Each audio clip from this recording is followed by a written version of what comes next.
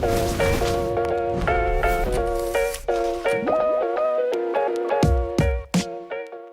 everybody, and welcome to another episode of the Ad Project Podcast. As always, I'm your host, Joe Schillerud from Ad Advance, and today I am joined by Matt Wickland, also from Ad Advance. Matt, how are you doing today?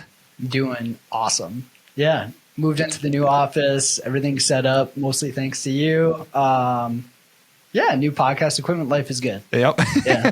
Even though we've been working through a couple technical difficulties with the podcast equipment, when we get these ironed out, it'll be amazing. This episode is going to be perfect because this is like the sixth time we've tried recording it. Yeah. Luckily, we've only got a minute in each time, so it ended about here. Yeah. So for this episode, what we really wanted to focus on is overall, we've been seeing a lot of economic headwinds. So we're recording this at the end of October 2022. And right now we're just seeing a lot of things coming up that are impacting some sellers and brands that we're working with. So just wanted to talk through that and then really pivot and focus on how we can maximize efficiency with our advertising to help offset some of these key headwinds. So I'll just dive into a couple things that we're seeing right now. So starting on the positive side, we're coming into Q4, which is prime time for many of our sellers, and we start to see those traditional shopping patterns pick up. On the negative side, what we've been seeing is inflation with the economy. We're seeing interest rates go up as the Fed tries to combat inflation. With that comes higher costs of goods sold for some of our sellers. There's still supply chain disruptions that are going on, which makes it really difficult for inventory.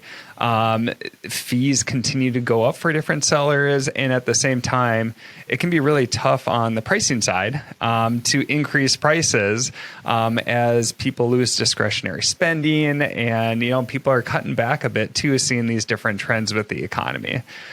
So overall, there's been a lot of key pieces that, at the end of the day, really impact margin and overall sales flow for different sellers. And so we've been seeing that for some products, especially on the margin side where things seem to be getting compressed. And so that's why we really wanted to focus on advertising. What's some key things that we can do with advertising? Obviously, that eats up some of the margin that you get and impacts overall profitability. But there's many different impacts and strategies and pieces that we can put in place to try to maximize our efficiency, which reduces our overall impact to margin. So that's key things that we wanted to focus on today. So Matt, if you're talking to a client, and they say, you know what, I'm getting squeezed on margin. What's things that we can do to be more efficient with our advertising? Where do you start? Yeah. I mean, the first place that I'd probably go would be budget. Just globally, how much are we spending relative to our total sales? Given the overall account, how we're performing today, what are we allocating to advertising? I'll never say stop advertising. Henry Ford has a quote. This is long ago, but he said, stopping advertising to save costs is like stopping your watch to save time. Amazon, as we know, is incredibly competitive, and it's not entirely pay to play, obviously, but your ad spend has a multiplying effect on your organic sales. It's how the majority of the top half of the page is dedicated to ads, and it's a really important aspect of managing a successful, profitable Amazon business. Sure. That said, you need to look at how much you're budgeting and how much you're allocating to advertising spend. And then kind of down the road, where are we allocating it? How is that ad spend performing? So I'd say the first place I'd start would be, what are my gross margins before advertising spend? And that helps me determine how much am I willing to allocate to advertising initiatives. Sure. So a great budget metric, not necessarily a great performance metric, is TACOS, total advertising cost of sales. And that's your ad spend divided by your total sales. So you can look at trailing numbers, say trailing 30, and look at how much you're allocating of your revenue to advertising. How does that compare to your margins? Is that a healthy, sustainable level? Sure.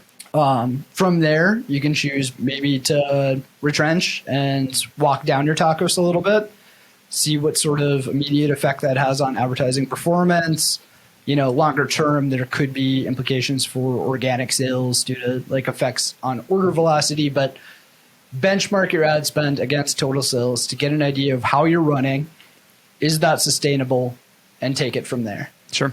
Yep. So overall, it's looking at, because if you look at tacos, that's going to be the overall margin that you're giving up to advertising on your overall sales, and overall sales, including both total sales and organic sales. And so if we can reduce that margin, in the short term, we're going to increase profits. And the key question with reducing tacos is that we could reduce tacos to zero today, but we're going to lose the ad sales that go along with that. And then we're also going to lose the potential, sales velocity, ranking impacts further down the road and everything too. And so for tacos, it's a good long-term metric to help set overall goals and a great budgeting tool. The other instance that we always point to is that, I could give you a tacos of whatever you tell me to do, but I could be targeting the most irrelevant terms in the world and actually not driving any results or any ad sales from that. So, if you're selling $100,000 organically, we could get a 10% tacos by spending $10,000, but having no contribution to your actual sales overall. And so tacos is a great budgeting metric, but also not a great efficiency metric overall. Yeah. And so that's where we always want to take both the tacos, but starting at the budget, I feel like is a great spot to start. And now you can start to walk through prioritization on, how you try to reduce that tacos, or different tools and tactics that you can use to try to become more efficient, which naturally helps tacos. Yeah. Yeah. And maybe even before we get to that tacos equation and budgeting, I feel like I say this in every episode, but knowing your inventory status is so important, and knowing your organic churn, your how quickly you expect to sell out and how quickly you can replenish inventory is so important too. We're talking about margins and the most productive use of your advertising spend, and resources as a whole for your business. If you are going to sell out and you can't restock in time, that needs to cascade into your budgeting decisions. There's no use in paying for advertising to accelerate an out of stock status for your products. Sure. That's completely, your listing's totally down. You're losing 100% of your organic, of your order velocity. Don't pay to accelerate an out of stocks position for your account. So know your inventory, forecast your turn, and budget accordingly. If you're going to run out of stock, slow your advertising spend. If you're going to run out of stock organically, stop your advertising spend. Yep. And you started out saying you're never going to tell people to stop their advertising, but we definitely do. And it's cases like that where if you're going to run out of inventory, and you're going to do so organically, definitely stop advertising. Why give up that margin on advertising to go out of stock more quickly? So something to definitely keep in mind is you're going into Q4 and sales velocity really picks up. If you feel like you're going to run out of inventory on some of your products, and you're going to do that organically, that's a great spot to stop advertising. That helps your overall tacos. You're going to run out of inventory anyway. Why give up that extra margin on ad spend that you don't need to? Totally. Yeah. So, all right. So somebody comes to you and they say, all right, I want to reduce my tacos. And I need to cut it a couple percent. Where do you go next? Sure. So there are a couple different avenues I could take this. It's a good question. I would go a bit more global to start and just look at tacos at the product level for sure. How much we're investing for specific ASIN, but diving more into the actual performance, the actual efficiency of your campaigns. Sure. Where are you bleeding the most? There could be valid, beneficial reasons towards high ACOS campaigns or tactics, Sure. But in the sake of improving efficiency, go where there's material spend and go where there's materially poor results and cut that spend first. Sure. There are a ton of efficiency best practices that we can put in place to improve the performance of stuff that's already running. Mm-hmm. But if there are certain campaigns that are just bleeding, that's the first spend, you should look at cutting. Yeah, So checking ad types. And I think one thing, like, it's really looking, so starting higher level, which is what you're getting at, like, and looking at, all right, different campaigns that are bleeding, but then what strategies are they tied into? So if it's new product launch, if we look just at ACOS, it's going to look bad most typically from the start, because you're just trying to, like, the initial, when you get these new launch campaigns going, you're trying to establish that initial sales velocity and get things like reviews as people buy your products. And so, the key thing for your initial advertising is not a solid ACOS. And so I think one initial review is looking at your overall strategic goals for your advertising to make sure they still align in this economic environment. Yeah. So do I really feel comfortable dropping 30% of my advertising budget on these new product launches that I have that right now aren't establishing a huge amount of profit? Or maybe you're okay with that and taking the longer term approach. But I think the initial review is, all right, let's break down the key strategies that we have or the key goals that we have for our advertising, and make sure it still makes sense today with what we've seen with overall margins and just where the economy could or could not be going. Some say, if you read different articles, some say it's time to batten down the hatches, and other people are saying now is a great time to invest when other people are not. So I think the key thing is just taking a step back first, looking at the overall strategic goals and making sure you're aligned. And then from there, you can start to really dig into those campaigns that, say, if they're new product launches, maybe I reduce my budget there and really focus on the profit drivers right now and take a longer term approach with those product launches as I go. Totally. Yeah. And on the subject of product mix and ad mix, where you're allocating your dollars in terms of the ASINs, advertised SKU, whatever, I think that's a really worthwhile review too. One of our clients dubbed this term, he calls it the Tinder analysis. And basically that's his coin term for the ad reviews that we do for his variations. So he has a lot of products with 5 to 10 child ASIN grouped under a parent, and we're continually reviewing what product is driving the best click-throughs, what product is driving the best conversion rates, in terms of advertising, in terms of total sales, and figuring out how can we put our best foot forward first. So showcase the product that's most likely to lead to sales, whether it's for that ASIN or a halo sale for another ASIN in their catalog. What gets people interested in their product, that specific product, or their brand as a whole. Sure. He calls it a Tinder analysis because your Tinder profile, you want your best photo first, to draw people in. Yeah. And then you can kind of showcase some unique personality aspects or whatever. I'm not on Tinder, but yeah. I don't know. Yeah. Sounds right. It's a fun term basically to look at your ad mix, what variations, what child ASIN drive the best results. Sure. And how can we leverage that and allocate more ad spend to that and go deeper without one ASIN, leading to, cross sales and stuff like that, versus going super wide and allocating an equal amount of ad spend to every ASIN. Sure. Yep. And I think that's a great way to go. You're going to have some hero ASINs which drive the majority of your profit. You're going to have some other ASINs that you're trying to launch and push right now. And so again, it goes back to looking at your performance as a whole. What are you comfortable in with for more longer term investments, really trying to push these new products and get them established. Where at the same time, maybe we can leverage some more of those hero ASINs to try to bring people in the brand. And then we can use other strategies like cross-selling strategies that we have with advertising to then, once they're familiar, now we can upsell them to these other or cross-sell them to these other products that we have in the brand. Yeah. So when you're doing your Tinder analysis, a couple of the things that we really like to look at are the ratio metrics. So click-through rate, clicks to impressions, what drives the most click-throughs. That's going to drive a lot more awareness, a click-through and a detailed page view versus just seeing the product in search. Conversion rates, so advertising conversion rates, orders over clicks.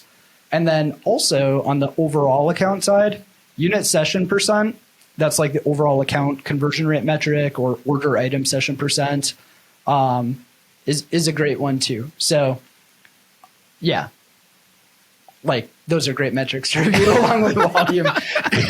Solid finish there. I liked it. Yeah.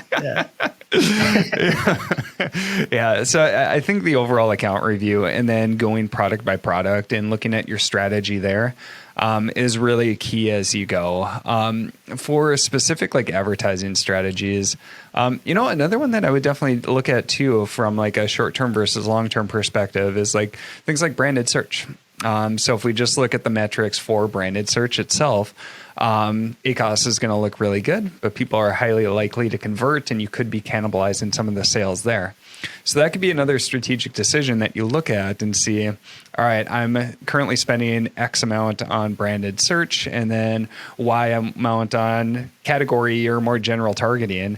Maybe I could move the allocation or I could cut back on branded search a bit and do some tests there. I could save on spend. Again, a lot of these decisions are trade-offs and it could be short-term versus long-term. And a lot of these are tests too, as you look at it to try to determine where am I allocating my budget if I'm trying to cut overall budget and really you're trying to reduce budget with the least amount of impact that you have to your overall sales, both short and long term. Yeah, there are a ton of benefits associated with brand defense, even though they do, cannibalize some organic sales in most cases. We've covered those ad nauseum in a lot of other episodes, so I won't get into I'll try to keep myself from going down that path, I guess. But the Tinder analysis, that ties into brand defense too. So like if you're looking to limit branded spend, one of the approaches that you could take is you don't need to necessarily own the full top of search gambit, like all 4 ad placements or whatever Amazon serves. You could choose to maybe, like if you're going to pare it back, go more narrow with your ad mix. So you're only owning one of those positions. Sure. But just go with the highest converters there. So you're not losing as much on the. I'm just talking on the fly here too, making stuff up as I go. Not really. But I guess the counterpoint to that is like you're only paying for the click. So chances are they're only going to click one of those branded placements. The counterpoint to that would be, well, some are going to convert better than the others. And so some may make sense. And so if I want to cut some spend, why not invest it on the best performers? Right. So exactly. Yeah. So we counterpointed your counterpoint. Appreciate it. Yep. Yeah. So it's another good strategy. So you're seeing we're talking about a lot on like spend allocation as we go. What's some other things that you would look at more like specific, getting into like general tactical strategies? So we determine high level, like, all right, we want to allocate this much to these key products. Let's cut back product launches a bit, but we want to be solid on this and this. We're good with our branded spend that we have here. Now, what's other things you look at to try to maximize efficiency? So I feel like bid optimization's implied as part of this conversation, right? Like you talked about goals a little bit earlier on and setting like the right ACOS targets, setting the right efficiency goals for your brand based on the strategy a little bit. We've covered that a lot in previous episodes too. Bidding, like just make sure your bidding's on point, that you're optimizing around like well-found principles and, optimizing towards some efficiency target that's reasonable. Sure. Utilizing bidding by placement, your placement settings is super important for efficiency. Like top of search, even though you're maybe paying 60, 70% more, tends to out convert the other ad placements by 100%. So it's actually more cost effective. Like understand how placements perform for your sponsored product campaigns, especially since they drive the majority of volume, and optimize those placements around conversion rate and ACOS disparities well. It's a fundamental. It's really important. When you're talking about bid optimization, if I look at the whole landscape and tools that we have at our disposal right now, I would say one big one, if you're really focused on efficiency and just in general right now, is utilizing hourly data through Amazon Stream. So we have our streamlined system that we developed in-house where we're pulling hourly data and then we're optimizing based off of conversion rates by hour.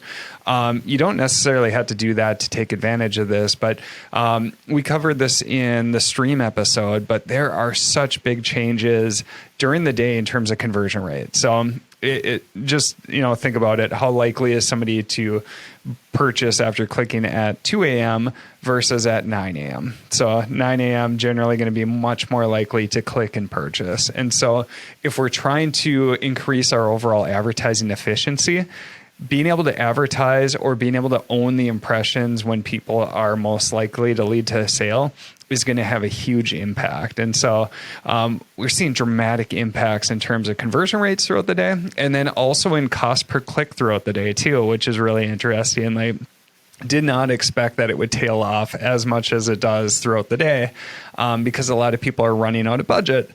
And so there is just so much opportunity right now if you can take advantage of these trends. Like everything in Amazon, when it's new, there's not a lot of people who are initially utilizing it. So that's when your biggest opportunity is going to be there. We're seeing that right now. As more and more people catch on, that opportunity is still going to be there, like it is for like something more simple like top of search. But the opportunity tends to get more narrow over time. And so I think that's one big thing, whether you use continuous bidding like we do, or even if you can just implement day parting to hit those main times of the day where people are most likely to convert. We've got some great studies on when those are. But just throwing that in, that's one of the biggest opportunities I see right now. We're continuing to ramp up the moves that we're making based off of these different trends, because we're seeing some huge opportunity. Yeah. Like, just to add some perspective to that 2 a.m. versus 9 a.m. comparison that you made, at 9 a.m., you're paying on average, roughly 10% less per click. CPC is about 10% lower at that hour versus the overnight hours. Yeah. Not quite to that level on average, but nearly. And conversion rates almost twice as high during that period. Like, it's crazy how much better the metrics are and how much they vary throughout the day. Sure. And you said this a bit too, like, the market hasn't adopted hourly bidding changes and like taking these hourly trends into account to a large degree. And Amazon's all about competitive advantages. Like, that's one way to turn your advertising into a competitive advantage. Like, doing something that your competitors aren't. It costs you less, it earns you more. Let them bleed. Like, it's just such a great opportunity right now. Sure. So we're getting closer to the end. Any other key items that you'd recommend that people look at when trying to maximize efficiency overall? Yeah, so much. Yeah, I mean, I think just taking it back to the basics, like understanding your product catalog and the metrics associated with your catalog and doing that tender analysis, and always putting your best foot forward with the best ad types, and figuring out what works and pushing it in every available placement. We haven't really talked about that. Like, that's a major piece too, is search term harvesting and funneling, like integrating targets across your campaigns. Sure. If something performs well with sponsored product targeting, it's probably going to perform well with SD product targeting too. So just figure out what really moves the needle for your brand, and then find out how to scale that and multiply it. Yeah. I love it. So, I mean, just going through and summarizing what we covered here. So if you're looking at trying to maximize efficiency for your advertising, which we're always trying to do, but if you're looking at trying to cut back more, maybe because you're getting squeezed by margins or inflation or different things like that, really start high level first and take a look and break down your advertising based off of the different products and the different strategies that you're implementing. And from there, before you even start digging into the advertising tactics, now it's looking into, all right, do I feel good with how much I'm spending on product launches versus really driving my established products? And once you get that breakdown on where you feel you should be overall, and you can work with different people on your team or people like us with that too, then at that point, now it's starting to get into some more of the tactics and strategies. So bid optimization is going to be huge. Utilizing items like hourly data where you can get a good advantage right now is also really big to maximize efficiency. And then other fundamentals like funnels and all the key pieces that we've covered in earlier episodes too, to make sure that you're fully optimized.